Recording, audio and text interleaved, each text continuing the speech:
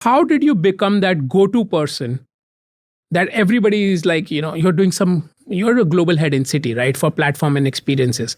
And you have done a $75 million project for Wells Fargo just before this, right? Yep. How did you become this person that everybody trusts with so many dollars and, from a skill, branding, personality, pitch, everything? Walk us through that. Yeah.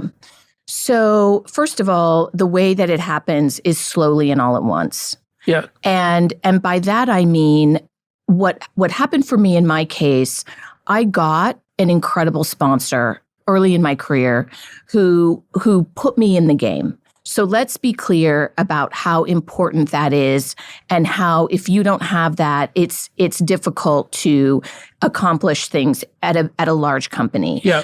But for me, it was every project that I committed to, starting from the day I walked in a bank at the age of 29, I finished it. So Yes. I very methodically did what I said.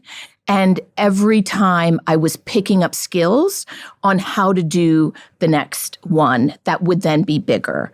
So the first way to do it is to be credible. And to be credible, I think you need a couple of things. You have to, first of all, be willing to ask for help. Yep. Right? You have to be able to say what you don't know. Yeah. And in my case, I intuitively and instinctively involved others as I was going along. So I started out sure as an individual contributor. Then I inherited a team. Then that team got bigger. So, and as I was doing that, I was being more inclusive. I was never trying to be the person who knew everything. Yeah. And I was willing to ask for help. And then the other thing is, I believe in ruthless transparency. So a lot of people with digital transformations try to hide when something's going wrong because they think they can fix it. Yep.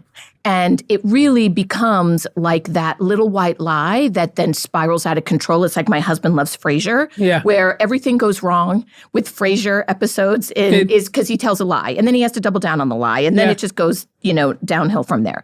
So I am always ruthlessly transparent and am willing to ask for help. And so if I could take a step back, what I would say is that digital transformation is entirely about people and leadership. And that gets lost, right? I think people really forget that these transformations aren't just for people. Yep. They get done by people. Yes.